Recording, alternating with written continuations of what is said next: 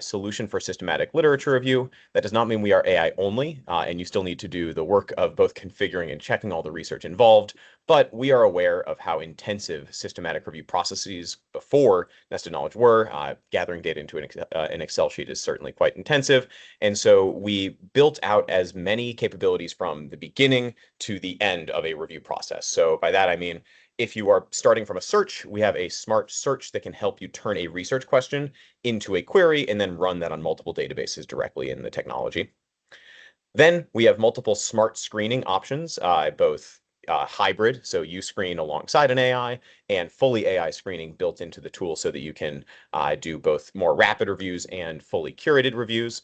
And then for extraction, we have both AI that helps you build out your extraction plans. For us, these are in hierarchies. And then we also have an AI tool that will extract exactly what you configure.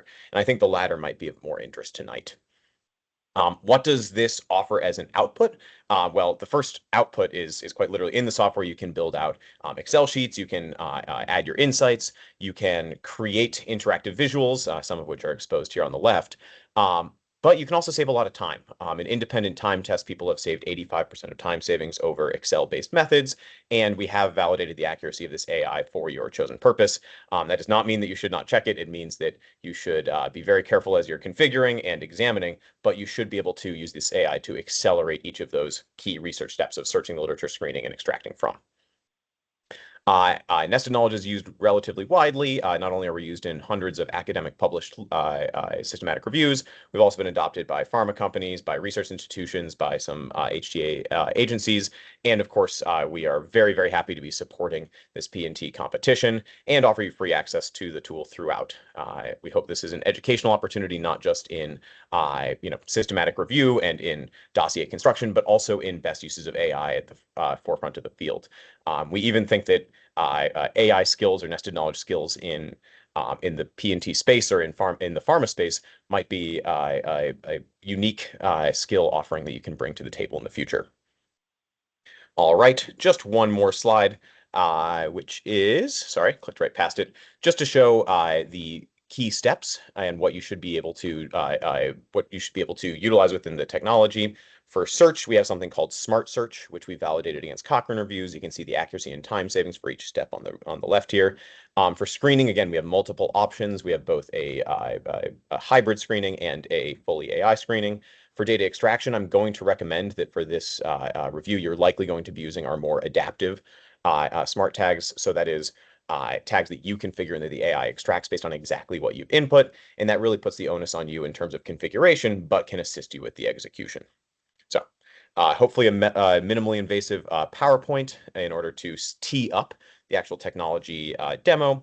But I also wanted to sort of set a, I also wanted to say, what should we be looking at the end? At the beginning of every research process, we always like to think in terms of, okay, what is my research question? What are my PICOs? But I also like to think in terms of what are you aiming for? So I'm sure that you have all read through the P&T competition and you know the drug and the disease states you're researching. But I wanted to just note from the beginning, you should all have this drug monograph in mind as the end point of this review. We will not write this for you. This is yours to create. We are going to assist you in gathering the data, but everything out of that will need to be taken by you, interpreted by you, and put into this monograph.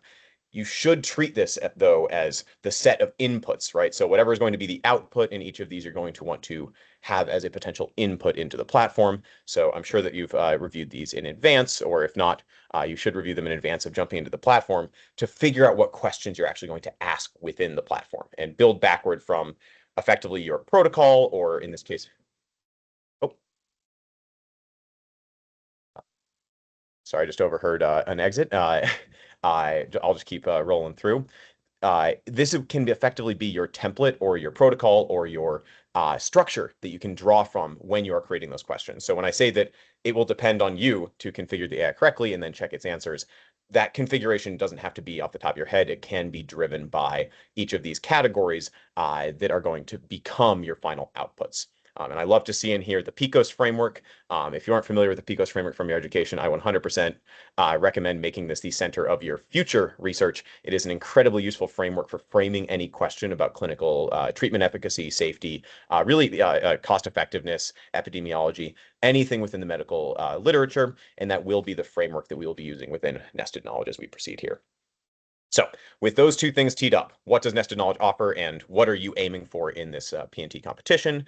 I am going to jump into the technology and give a demonstration, but and a training on the early stages here. But before I jump to that, I do want to give a pause in case there are any questions, and I want to give the instructions on how to sign up for the platform. I believe these were sent out to people in advance, but I'm also, I'm good at reacting on the fly, so I'm going to put that in the chat for anyone who needs to sign up on the fly, create their accounts, and then we're going to have team leads create their organizations. So let me open up the chat here. And while I'm doing so, please feel free to speak up if I've inspired any questions with this brief intro. I know I'm moving rather quickly.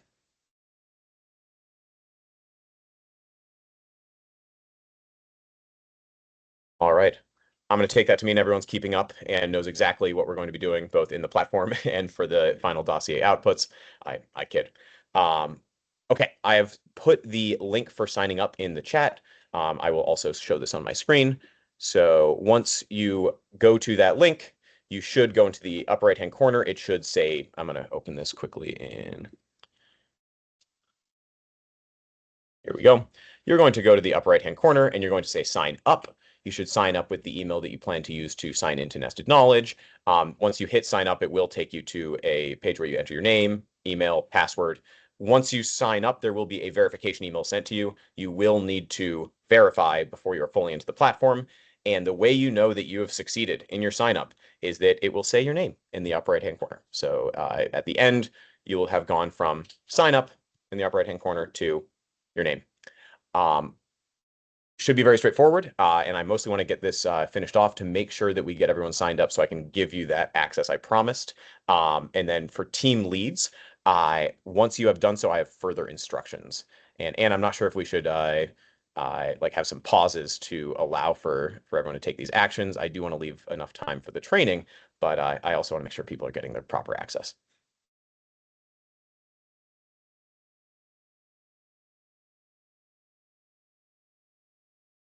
All right. And then if anyone has trouble signing up, that could be a raise your hand. It can be a call it out, put it in the chat.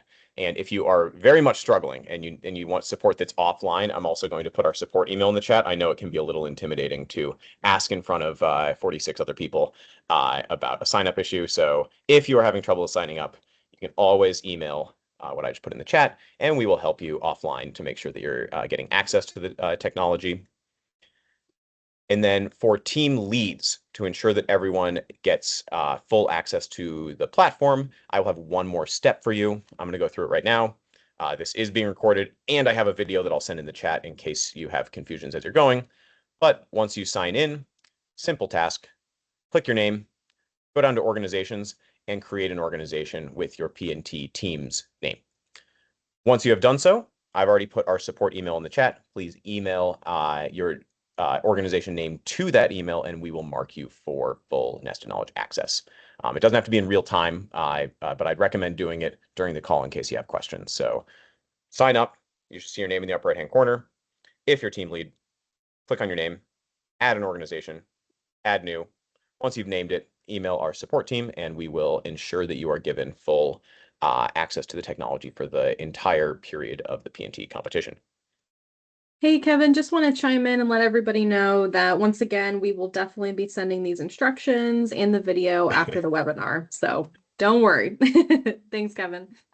Absolutely. Thank you for weighing in on that. I know that I'm going fast. There's a lot to cover today, but also we will make sure you get access. So even if you struggle with sign up, if you struggle with organization creation, we're here. Don't no panicking in this call. And thank you. All right. In fact, I'm also going to, in case anyone wants written instructions and prefers that to what I just showed, I'm going to quickly jump into our documentation and send the org creation instructions. So anyone who is doing the org creation piece, there is a simple written set of instructions with a 2-minute video for you as well. All right. So follow those instructions, then email support with your organization name. Without the name, we will not know which organization to mark for this free access. So that's the important part to get full access. Otherwise, you'll be stuck on free tier. Free tier is not too bad if you want to do all the work yourself. But in order to access the AIs, we'd love to give you that full access. Okay. To make sure we're all using our time wisely here, I'm going to leave that sign up to you in the background. I'm going to start the training a little bit more slowly so that anyone who's still signing up, anyone who's still creating the organization can take that rather slowly in the background and still pay attention to the demonstration here. For your project, we actually have put together what we hope are several resources that are both specific to the PNT competition, but that will also go beyond our documentation in terms of supporting your work. I will say, though, in addition to this video, in addition to all the other resources that we will share with you, you can always go online to Nested Knowledge, go to our documentation, and we will have a video on every step that I'm going over today. So yet again, I guess maybe I'm giving too many don't panic notes, but I think that we should be able to kick off with relative ease from a simple question. All right.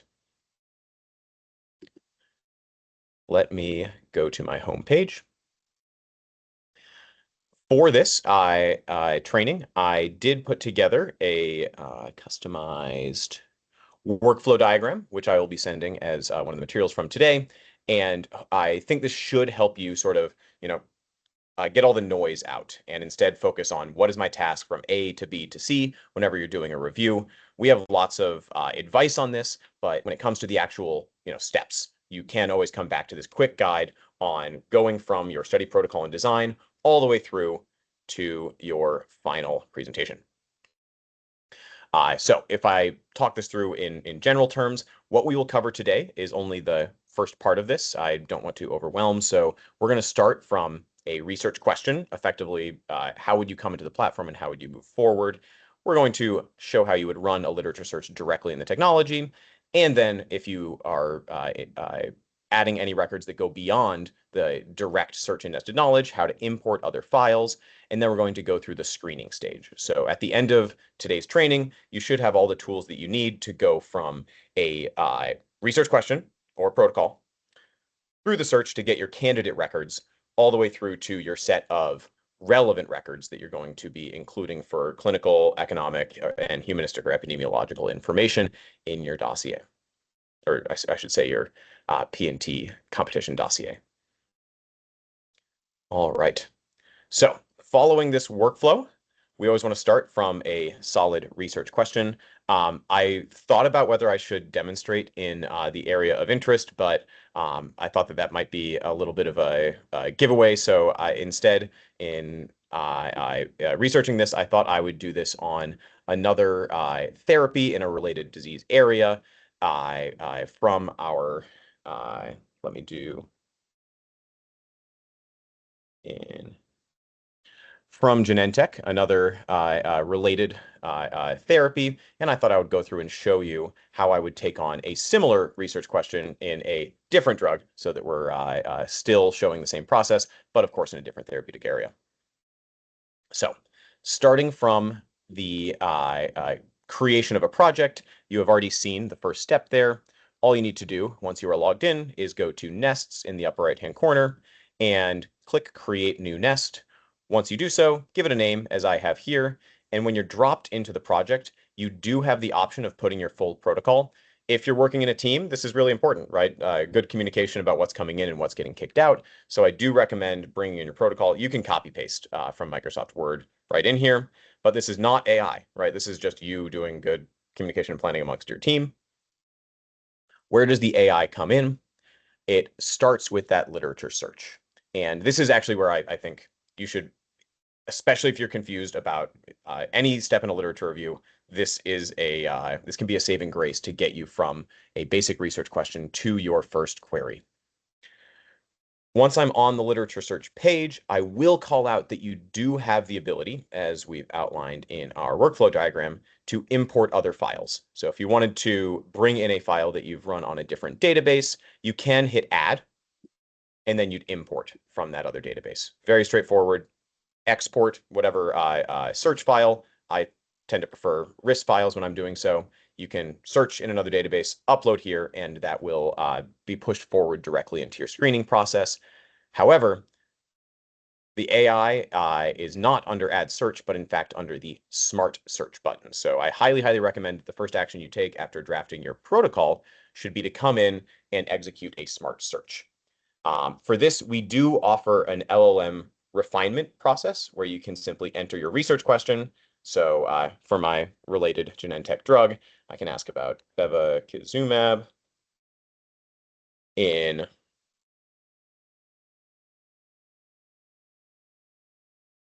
NSCLC.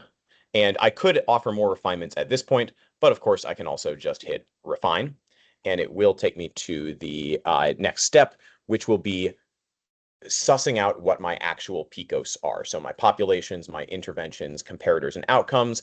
The AI is effectively going to chat with us in order to drill down and try to get us from a very broad disease state and and potentially a broad set of literature on a drug to our actual question. So in this case, you can see it's already called out that all I've said is NSCLC. I may want to give more information. So I'm going to say advanced or metastatic NSCLC. And then I can also say bevacizumab against any other pharmacological therapy. All right. My answers got me to a well-refined research question, and I can tell because the AI tells me so. You can, of course, make any edits on this that you'd like. So you don't need to, if the AI refinements do not get you to the exact question that you expect, and it doesn't match what you're trying to bring in, this is where you should absolutely hit save and then edit this rather than accepting the AI-generated research question. I, however, am doing this to try to show you the technology, so I'm going to hit generate, and this is going to build my search strategy. And it is as simple as that. When you're jumping into the tool, if you are confused, make sure you zero in on Smart Search, type in your research question, make sure to hit refine so that you can have the AI's assistance in narrowing in on your PICOs of interest. And then the search will actually work in the background to scope. It will run some targeted searches against PubMed, check the records and see if they're relevant, and it will keep on refining that until it gets you to some search strategies that it can recommend and you can use for your initial searches. Okay. Yet again, I feel like I'm flying through this, so I will pause a second in case anyone's falling behind.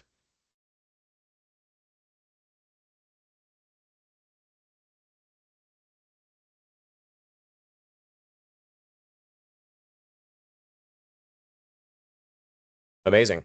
And you've brought together quite the attentive group, I think. So I will keep on rolling with this. But as you said earlier, people can always, always, always go back on the recordings for any of these things if I've gone too quickly.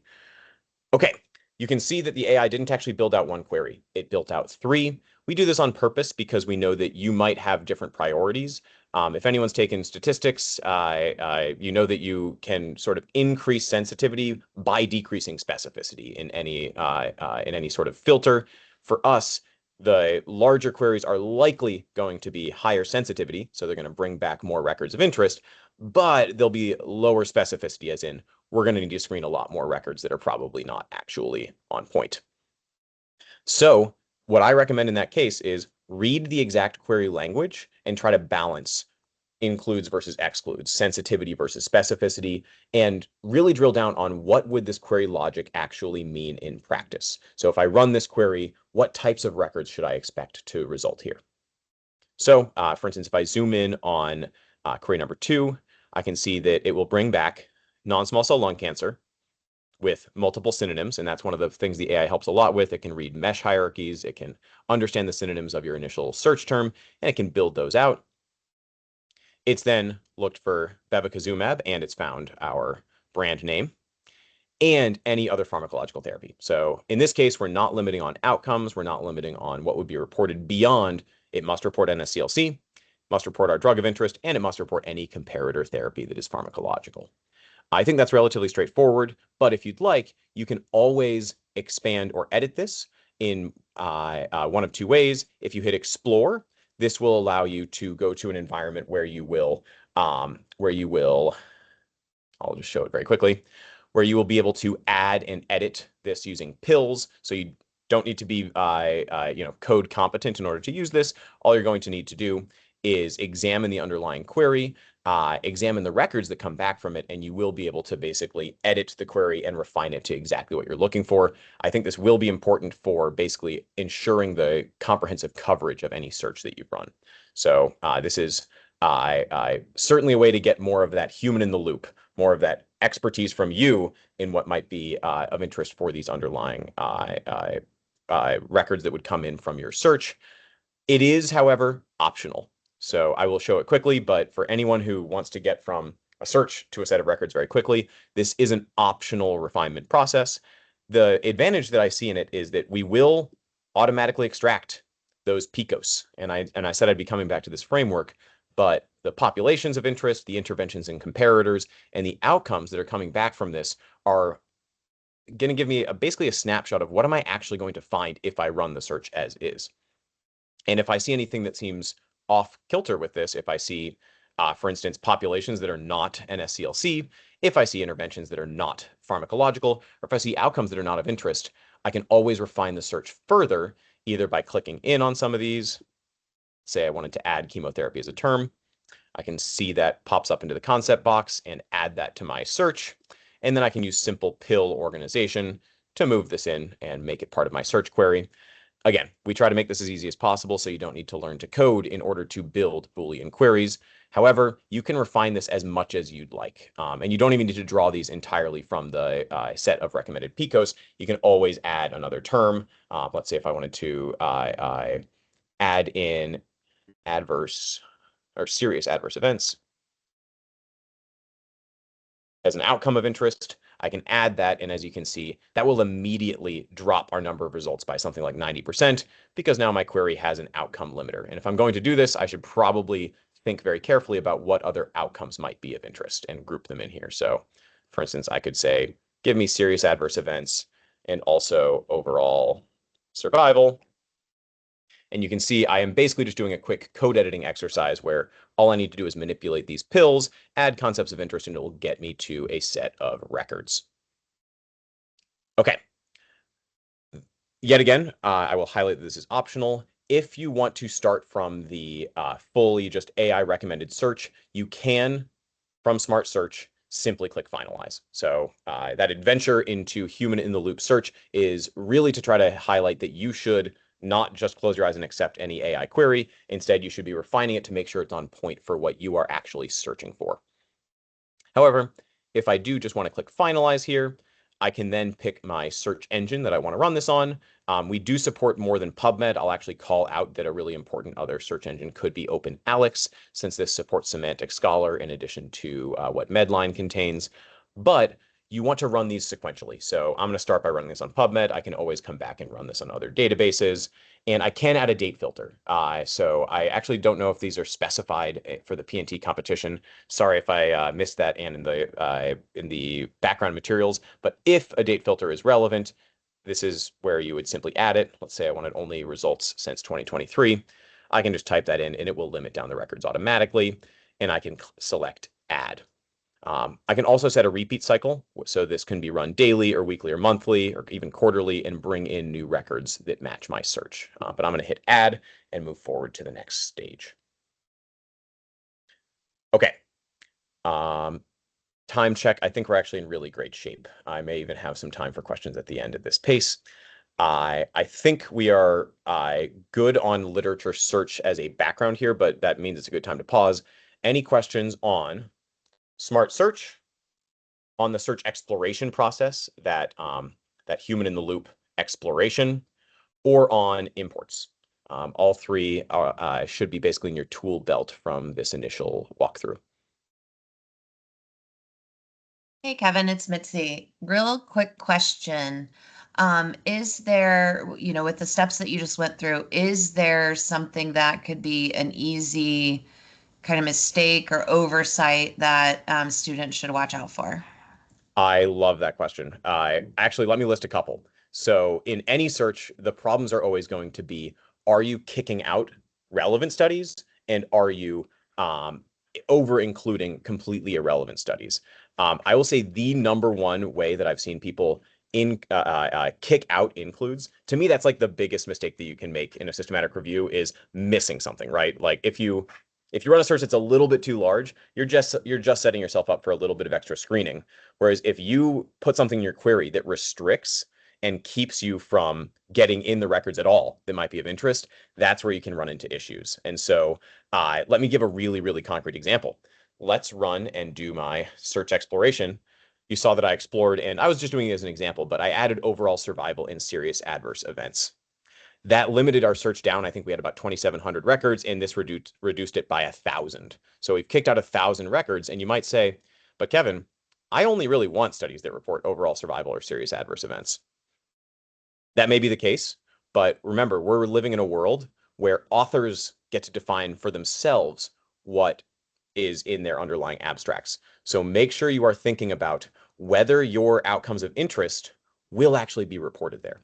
And this takes a little bit of forethought. I think it also takes a little bit of just reading underlying literature as you're getting started. So make sure you're familiarizing yourself with the topic, because if I were to add an outcome that is very rarely going to be reported in abstracts here, then I am basically going to be cutting off all papers that might have that data stuck in the full text, right?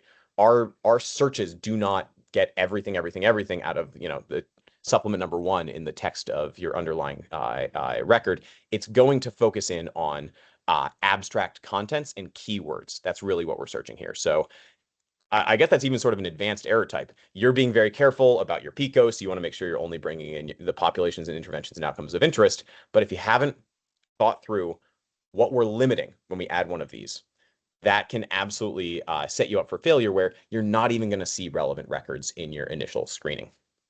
A second part of Mitzi, I'm sure you wanted, how do you avoid this issue? How do you avoid kicking out relevant records? The first thing to do is check all of your phrases that are anded together. The logic there, you should make sure that every single phrase that has an and in between it is in fact necessary, right? So right now I am saying that I require every underlying record that sneaks past our filters to report overall survival or serious adverse events. That's probably too restrictive. I may want to have an outcome, phrase here, but I certainly don't want it to be limited to only my primary outcomes. If I'm doing that at all, I need to be extremely extensive in which outcomes I report. Another example of the same problem set is searching on study types, right? Why not, Kevin? I'm mostly looking for RCTs. Why not just type in randomized, right? You have to think about how authors are going to report the underlying data.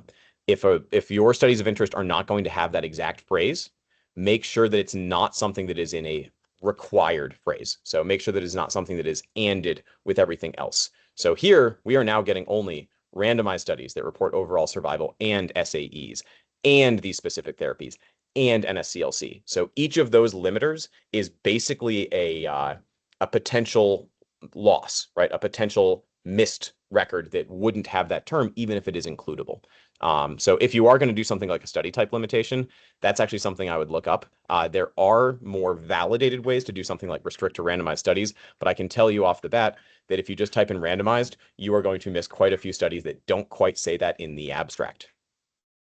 Okay. Yeah, it took you down to 400, so that just took away 1,200 references. Potentially relevant records, yeah. Yeah. Exactly. So really just kind of for the students, maybe it's a good idea to play around and kind of put the queries in different ways to get to feel for it and what makes sense. Exactly. And even if you see this tab down here, you can read some abstracts to see if we're actually on point, right? Like that can give you a sense of, are we actually going in the right direction? But the other thing to do is exactly what you said.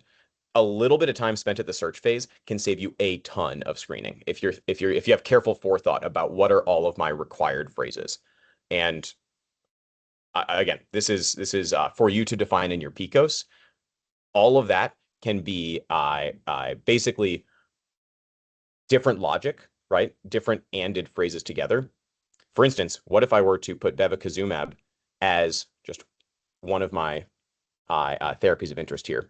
I may explode. See, yep, we went from 400 records immediately up to 10,200 records.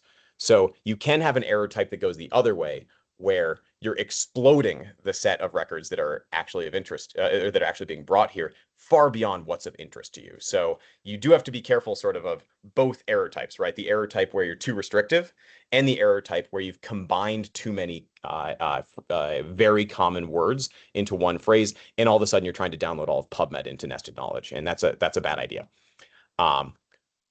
Last thing, rule of thumb: if you're doing a systematic review and it's on a common disease state, you should not, in almost any case, have more than 5,000 records coming in on a single search. If you do, you're very likely needing to trim that down. You're also probably not going to have less than 500 records. So if you're finding a very, very small number of records, you might need to bump that up. That is just a gut sense that I get from a lot of review experience. And in rare disease, it's probably going to be smaller, right? There are some rare diseases where there are only dozens of publications, but for any disease state that is going to have, multiple common therapies, you probably want to make sure you are above 500 and below 5,000 for the number of results coming back into screening. Great, thanks. That's super helpful. Absolutely. Great question. And I think that that does inspire one more note. We do have some documentation that can help with this. So if you are really confused and you want some assistance with building these out, you can go to Docs right here. I also want to call out that this is the sort of question that you could hit Ask AI. Ask AI is not, by the way, an AI assistant that will do the project for you, but it will go into it will go into our documentation and find the right answer, or if we've written the answer on how to best deploy the technology. So if I wanted to say, I mean, maybe how many records is too many is too general a question, but in search, what is an appropriate upper limit on number of studies? Type in the question, and it's going to bring you to some documentation. Aha, the AI roughly agrees with me. The main thing you should do is actually go to some likely includes, read through them, and it also links you through to multiple pages within the technology that will, or sorry, within the documentation that will go through all of the ways you can do this at this stage. So if you are struggling, you can always email support, but you can also ask AI, and it might have an answer to your question on, hey, I'm at the search phase. I have 10,000 records. How do I bring that down? That's all available for you in the tool. All right. One last freebie for me on search. In Boolean queries, the greater the complexity, the greater the possibility of error. So if you have a lot of clever links in your chain here, think about it as any combination of those could lead to a record being lost. So you saw that the AI, again, this is a large language model drafting a search. It's really not constructing something that has a bunch of different links that will cleverly kick out studies of interest just in case it misses something, right? It basically defaulted to a very general find non-small cell lung cancer, find bevacizumab, and find any pharmacological therapy of interest. That's the sort of thing that I think will get you to not a perfect search. There's probably no such thing as a perfect search, but the more complexity you introduce, the more opportunity for your own errors to crop up in how you're drafting this. I'm sure anyone who's done Boolean searching on PubMed has had that problem where you're like, why are 100,000 records coming back from this? And you go in and it's just because of how you linked together some ANDed phrases. All right. Hopefully we've gotten enough across in search here to get you to your next stages. In interest of time, I do want to get to screening, and hopefully we'll leave you at the end of today's lesson with the ability to get into the technology, create your project, run your search, get potentially relevant records in, and get down to your records of interest. To preface what we're going to show next time, so just to, again, sort of say, where are you trying to get with this? You should be looking at, again, that dossier template and thinking about what data you want to extract. And next time we will be doing a deep dive on how to do that in Nested Knowledge. And I actually did a little bit of a pre-build just to get ahead of this so I could show you, if you are going to the next stage, you will be looking to extract data into hierarchies of concepts. This is going to be relevant mostly at the search and the screening phase, just to sort of help you figure out, okay, at the next stage, I want records that report a certain disease with certain disease statuses or stages, with certain interventions and with certain outcomes. We can help you at that point to build these out, and we will have an entire lesson on the data extraction process. I know that's the most intense portion of this, but I just wanted to sort of put a bookmark there and say, I know that a lot of this can be confusing. I know that systematic reviews are complicated, but if you search properly to get down to a set of records that are likely of interest, and if you're screening to find the records that are actually of greatest interest, the system can help you. And by that, I mean, the system can even help you build out your concepts of interest. So you can even have AI map the PICOS and study types and sizes and locations of all underlying studies, as long as you've brought in relevant records. Something we say constantly in systematic review is garbage in, garbage out, meaning if we bring a bunch of records that don't report NSCLC, we are not going to have an AI that builds out the interventions of interest under any of these headers. So effectively, if you have a careful search, if you screen well, you are going to be able to build out more responsive, really more correct sets of extraction around what are my population characteristics, what are my interventions, and what outcomes are we going to report. So with all of that said, this is not a training on extraction. I just wanted to sort of signal as we're going through this, make sure your search is refined so that you will be able to generate relevant tags and extract relevant data. As you're screening, make sure the studies fall within your PICOS so that when we actually generate the population intervention and outcome tags at the next stage, we're going to be on point in our records that we're actually extracting from. All right, on to screening. Now, I think screening is probably a little bit less intimidating than the drafting a Boolean query, right? If you have a little bit of a mistake in your Boolean query, it can throw your whole review off. In screening, we do actually need to continue to be vigilant on kicking out studies that are of interest. Like our error type that we're trying to avoid is kicking out evidence that should be in our review. But we're going to be able to do that on a record by record basis. So you're not going to, wipe out tens of thousands of records that might be of interest or let in a bunch you don't want to work intensively screen, but you will want to configure this very carefully for collaboration. And what do I mean by that? When you're creating your exclusion reasons, you should be extremely clear so that your whole team is in the loop on what studies should come in and what studies should be kicked out. The ultimate in screening should be that a researcher should be able to come into your project, be able to see any of your exclusion reasons, and they should be able to screen in your study without any further knowledge. So in this example, I should say, does not report NSCLC, might be a population reason that we would kick studies out. But we also want to say does not report advanced or metastatic disease.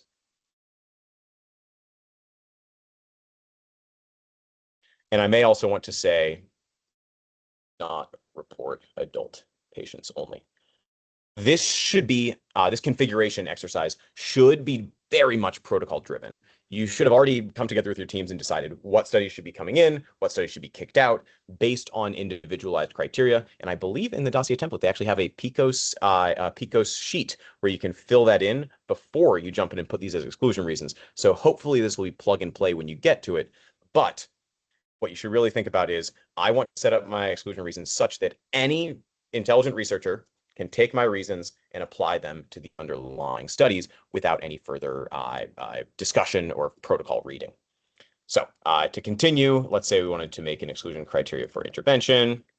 You could say it does not report bevacizumab and does not report pharmacological comparator.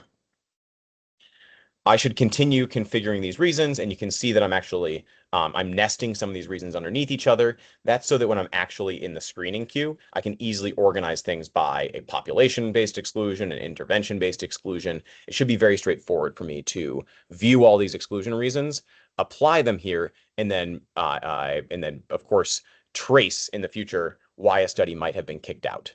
So in this case, let's say that I also wanted to exclude things that are not randomized. I could also set up a study type exclusion.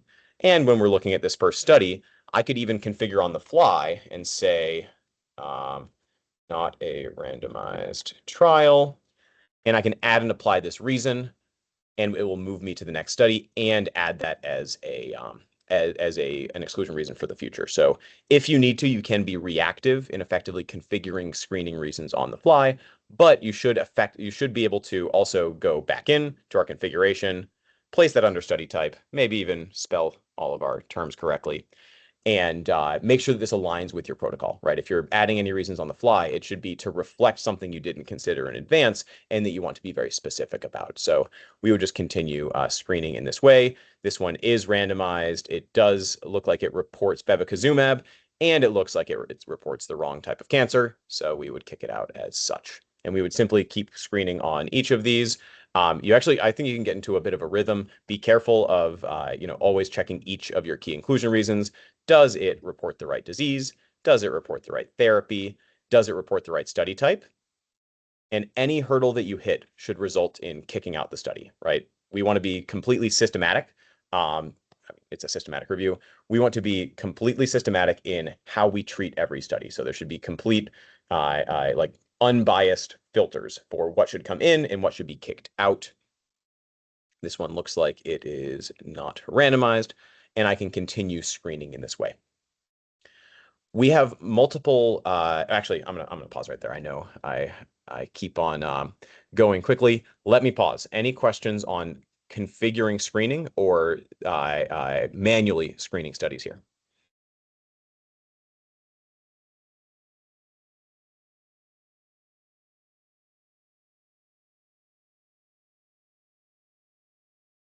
All right. Yet again, hearing none. Again, I hope this means that you are all ready to jump in and you're ready to draft your searches, you're ready to get to screening. We do have AI assistants at this stage too. And we actually have multiple tools. I thought I would introduce them and let you and your teams pick amongst what you think is best here. The first tool, and you can actually see it where it says train screening model right here, will learn from your screening. So as long as you're screening very carefully, this model can learn from what you've screened, and it can provide decisions. It can also be set up as a sort of parallel screener. If anyone's done a dual screening process, you can use this AI basically to make it so that, Mitzi screens and I screen, and then Anne can adjudicate between us. Or it could be Mitzi screens, Kevin's replaced with an AI, and Anne screens the disagreements between Mitzi and robot screener. Yet again, I'm going to jump over to my pre-built nest to show what this looks like, just to show procedurally where to turn this on. In order to do this approach, you should go into settings and turn on a dual mode. That's exactly what I was saying with Mitzi plus Kevin with Anne adjudicating. That would be a dual mode as opposed to single, which would be I'm just going to screen every study and I'm going to assume that one person is enough. That's a less quality controlled approach.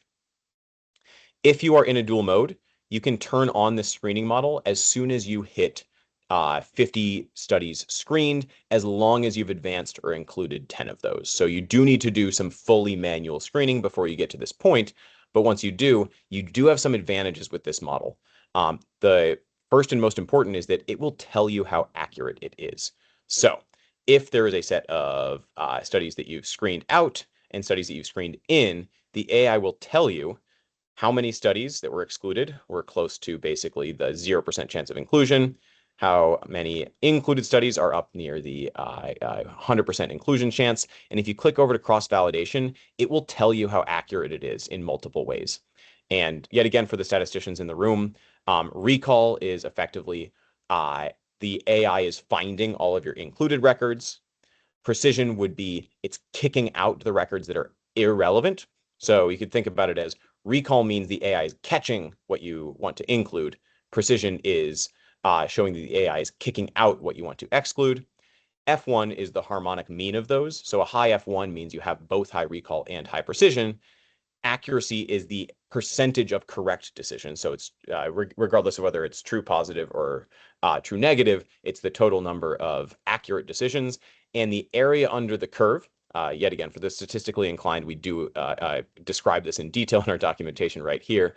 This is the area under the receiver operating characteristic curve, which is actually how you can optimize for having basically as high of recall and as high of precision as possible. It's basically a curve where you try to pick a threshold, and you can actually see our thresholding exercise taking place right here. You can see the AI has picked a threshold that's relatively low, meaning that it's going to have higher recall and lower precision. So it might bring in some excludable records, but it's definitely going to miss as few includable records as possible. Once you have, yet again, I keep interrupting myself, but why don't I pause here for questions on the robot screener?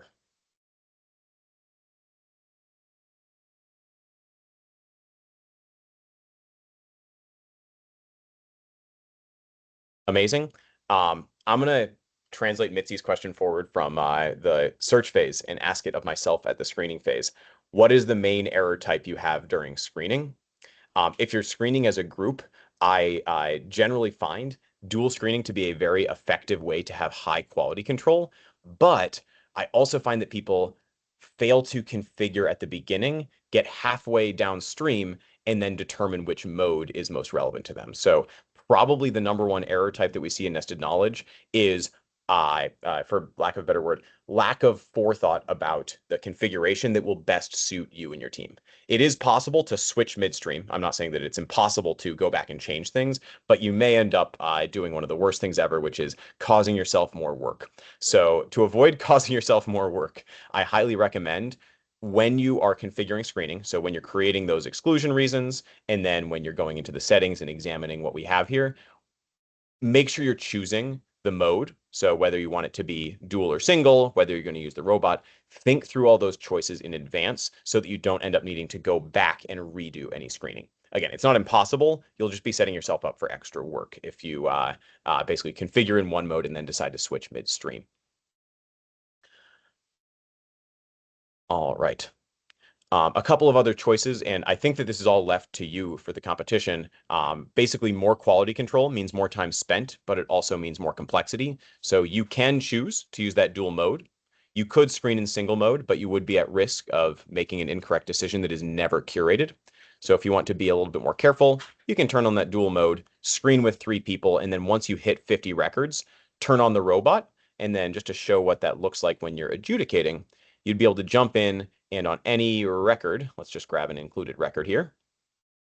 And we can see in the screening phase that 2 people screen the record, and you'll be able to see the human screening and the AI screening as the adjudicator. So this is going to save you half of the time of a truly curated process, but it will mean that you need to train the AI, then turn it on, and then it will automatically apply decisions to underlying records, and you can see where they might disagree with the human.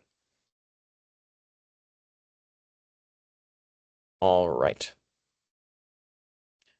So I'm going to do a quick review of screening, just the pieces we've gone over so far.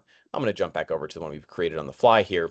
Screening is much more straightforward than search. You are simply going to be reading underlying records and seeing if they meet your pre-established criteria.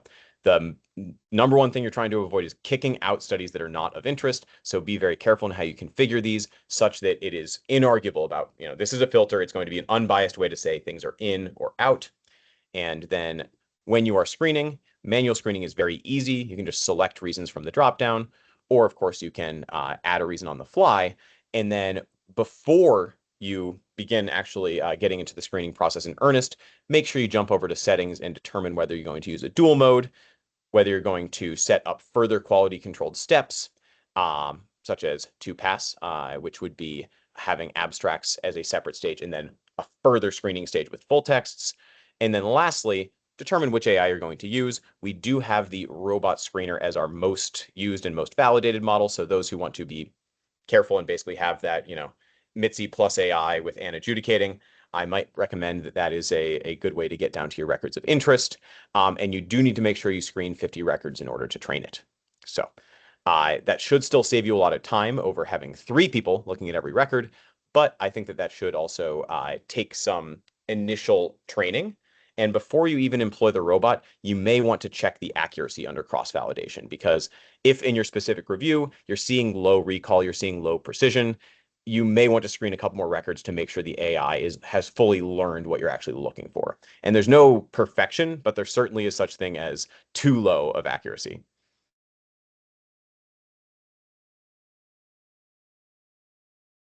All right. I'm going to ask myself another question, which is, Kevin, what do I actually get out of this? Well, once you've finished your screening process, I've signaled that you're going to be moving forward to an extraction process. But in addition to basically giving you your set of records of interest, this is also going to give you an automatic traceable Prisma diagram, which anyone who's published in the systematic review space knows that you need this type of audit record to make this a systematic review. If you don't have a Prisma chart, it's basically just you reading studies.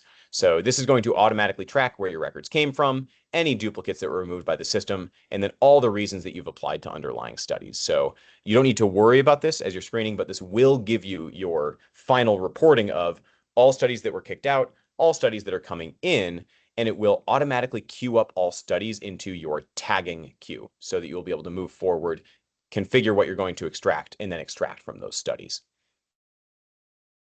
So yet again, zooming out, and I will leave a couple of minutes at the end here. What have we covered today, and what will this give you? First, we did an overview of nested knowledge in general, which is a way to get yourself from your research question and your protocol all the way through to a completed review. That'll be covered in these later modules. We covered the search phase, where you want to bring in your research question and your PICOS of interest, chat with the smart search until it gets you to a search that is on point for your research question. Finalize that search, or we do recommend doing some human-in-the-loop exploration. As Mitzi asked about here, how can you avoid errors, or what is the most common error type to avoid? Make sure you are not creating complex series of anded phrases that might kick out records that are actually going to be of interest, especially if it's about concepts that might not be in the abstract, but that might be hidden in full texts. When you've finished with that configuration of your search, you can go ahead and hit finalize, run that on multiple databases, add date filters, add schedules, but really all you're trying to do is get to a search that you can hit add on. That will bring you back results. To screen those, all you need to do is configure your screening reasons, screen 50 records, pick your mode of interest, and if you are going to use the robot, turn on Robot Screener. I will leave off there. I think it's a really clean spot to say, okay, in our next training, we're going to pick up exactly where we left off. We will have a set of screened records, and we'll be ready to move forward to extracting them. Okay. I've left a couple of minutes for questions. You have all been a very quiet audience, so I will say, please, no judgment on any questions that come up. I promise that if it's in your head, it's in 10 others. So feel free to speak up on anything that is confusing here. Kevin, well, so they're thinking of questions. I just want to say to the students that this is a lot and it probably seems overwhelming, but the more we kind of orient you guys to this, it'll become more comfortable. But also, these are real world tools that are being used by payers, by pharma. So you're getting an experience that other students will never get in academia. So I'm excited about this change this year. And Kevin, thank you for letting us use this platform. So I think I did see a question come in, so I will be quiet now. I saw Joshua in the chat. Great question. And first of all, I'll actually say, Mitzi, thank you so much. And the one thing I'll add there is, if you think it's complex doing it in nested knowledge, imagine how much work you would be doing to do all of this in, PubMed plus other databases, in an Excel sheet for screening, and then when we get to the next stage, extracting in that Excel sheet. So even if there's some learning complexity up front, I promise that you will be directed more. You will have a more focused review, and you'll be getting a lot of AI assistance along the way. So I know we are opening with a little bit of complexity in the training, but you will get off the ground a lot faster than if you're doing this in a different system. Ebony, you've already answered the question from Joshua in the chat, at least in part. We're going to make this video available so you can go back over this. In addition, we'll be sending resources that include documentation on the key modules that I've gone over today. So that is search and screening. And I will also be sharing that workflow diagram that I exposed or displayed earlier. So hopefully we are going to give you more resources than you can handle to get this off the ground. If you wanted to simplify, so if, like Mitzi, you think this is a lot for your initial training, I'm trusting that you guys can pick this up quickly. I've trained a lot of students. I've lectured at universities, and what I've normally found is that students with some pharmacy or some biological training are often some of the best users very quickly. And I say that because technological adoption is difficult, but you haven't been mistrained yet. So I actually think that you have some of the most promise to pick this up and run with it. It will depend, I think, on simplifying down to what are my key inputs. So if I zoom out all the way and think a little bit less about, where do I click which button in nested knowledge? Instead, think a lot more about what's my research question?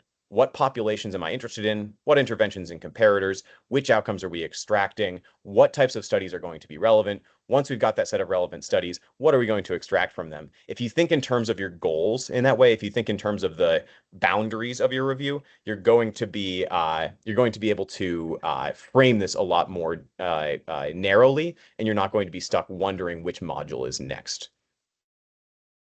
Ebony, I love that last comment in there. I 100% recommend going back on these. You can even watch this while you're configuring your first review. And yes, Adam in the chat, are there other webinars and resources? This is the first in a series of 3. We're doing background on nested knowledge, search, and screening today. We're going to go through extraction in the next one. And then for the final one, we'll try to help you get from your set of extracted data to a dossier.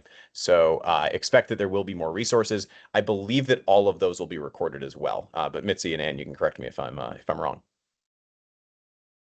Yes, they will be. Amazing. Okay, now these are coming in now that we're closing in on running out of time. Abdullah, if there are people asking the same question, it will give unique answers. Large language models are non-deterministic, which means you do have to be very careful with how you're framing things.